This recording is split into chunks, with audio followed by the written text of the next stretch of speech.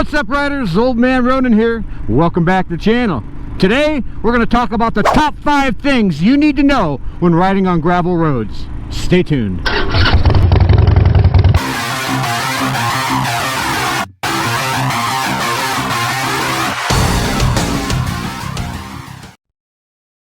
There's a few things that you need to be aware of when riding on gravel. I know a lot of guys will buy an ADV bike, or even if they get stuck, they're riding their Meteor, they're riding their Harleys around, and all of a sudden they say GPS takes you to a place that you didn't hit the little icon there saying no gravel roads, and all of a sudden, boom, you're on a gravel road. And it happens a lot. In fact, it's happened to me several times. I remember a time when I was on my Harley where a road was under construction, and what they did is they tore off all the top layer and ended up putting some roly-poly gravel on there, and it was a kind of a mess trying to get that big old 800+ pound Road King through that gravel. Now, I was able to do it because I've been riding that kind of stuff my whole life, but the reality of it is that stuff, there's a few basics that you need to know, and we're going to go over that when we get to a gravel road, so stay tuned.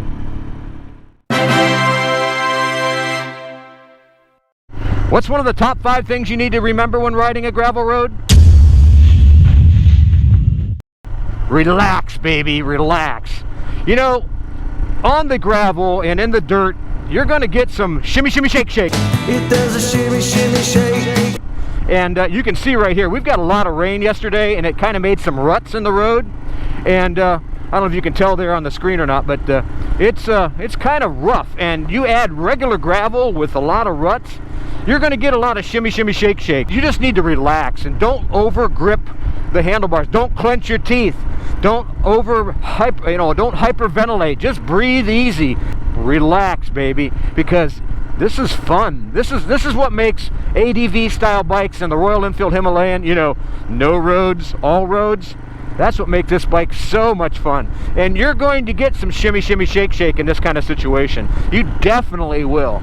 Just make sure that you let the bike go where it wants to go with subtle reminders, and don't oversteer. Which brings us to our next point. Don't outrun your ability to see. You notice we're coming up to a kind of a blind corner right here, and I do not want to go super fast, and I want to make sure that I'm not outrunning my ability to see what's around, because there could be a log there could be a stopped car, a deer in this particular area, really possible, and there's a lot of blind corners here, so don't overrun your line of sight. I think that's critically important.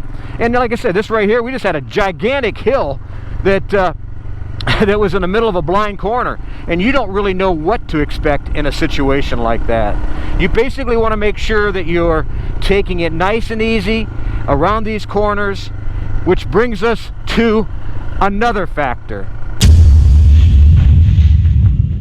Stay in your lane. I know a lot of guys, in particular cars, what they do is they take their half of the road out of the middle, and you don't want to be doing that. You want to stay in the lane that's designated for you. So if you're in the UK and Australia, you know, stay to the left over there. But if you're in the US and everywhere else on the planet, you want to stay to the right. Make sure that you're not taking your half out of the middle, because that's where you're going to get yourself in trouble. You got a car that, or a Jeep in particular, or some of these little, around our area, we got a tremendous number of these little 4x4s or side-by-sides, and they just run rippity-snip through these areas. And if you're not in your lane, you could be ended up as a hood ornament. So that's something really important. Stay in your lane, guys. Stay in your lane.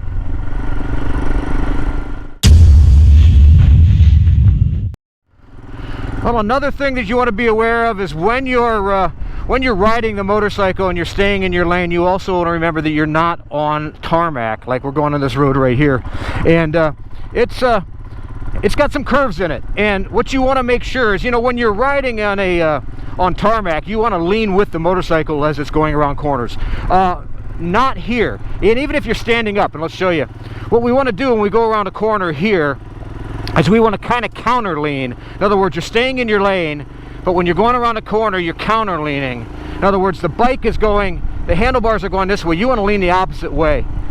Exact opposite of what you do on the tarmac. And the reason why is you want to stay that center of gravity and keep that tire pushed in a position where it's going to have the most traction, and using counter steering on gravel, because you know this stuff is going to slide out from under you. And I really think it's important, particularly when you come into places you're not really familiar, not overrunning your speed, and when you get into the corner, kind of counter steer. And that way, and you can see, I don't know if you can see the camera, how I'm leaning the opposite direction of which way the bike is leaning, and that keeps that center of gravity and that weight in the right position. Again, we don't do that on the road, but we do that in the gravel. When you're approaching a gravel road you know you're going to be on, here's a bonus tip. I like to pull over and lower my air pressure. You know, it's one of the reasons why I love these aluminum panniers so much, is because I can haul stuff with me even if I'm not going on a trip. So we're going to dig in here and pull out, you guys have seen this already, the Airmoto air pump. And I'll tell you, it really is perfect for this kind of situation, and let me show you why. And we know that the air pressure on the front tire for the Himalayan at cold is 27 pounds per square inch. You guys can do your metrics. And what I want to do is I want to lower it about 10 to 15%. And it's pretty cool. They got a little button here on the side. We can lower it. And we'll take the number, whoop, hit the wrong button.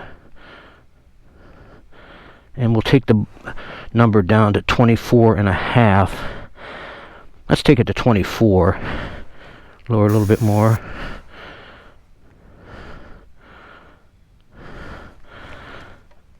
And there she sits at 24. And that way we've lowered it about 15%. And then we'll go do the back tire as well. And we know that one is 34. So we'll make sure that we set our unit up to 34 and then back it down. See what she's at. And we know our air pressure is 34 pounds for the rear. So what we want to do is set, let's go down to 28. And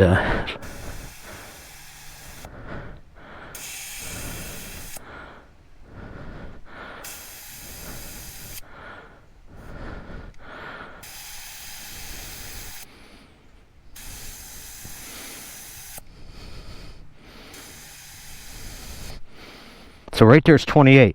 And if it was a little lower, let's show you. That's 27.5. We just hit the button again. Takes it up to 28. And that way we know we're right at about 10 to 15%. And I don't like to go any more than that, simply because I don't want pinch. I don't want pinch in the tube. And since these have tubes, we don't want to do that. Well, let's get back on the bike and start riding the gravel.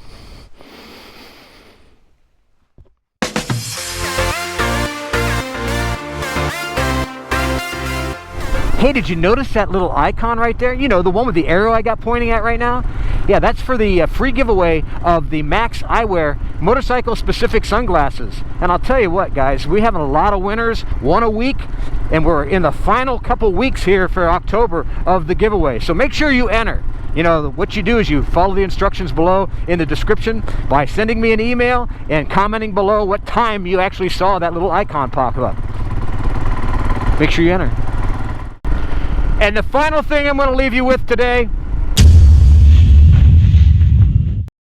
is slow and steady, baby. You are the tortoise today.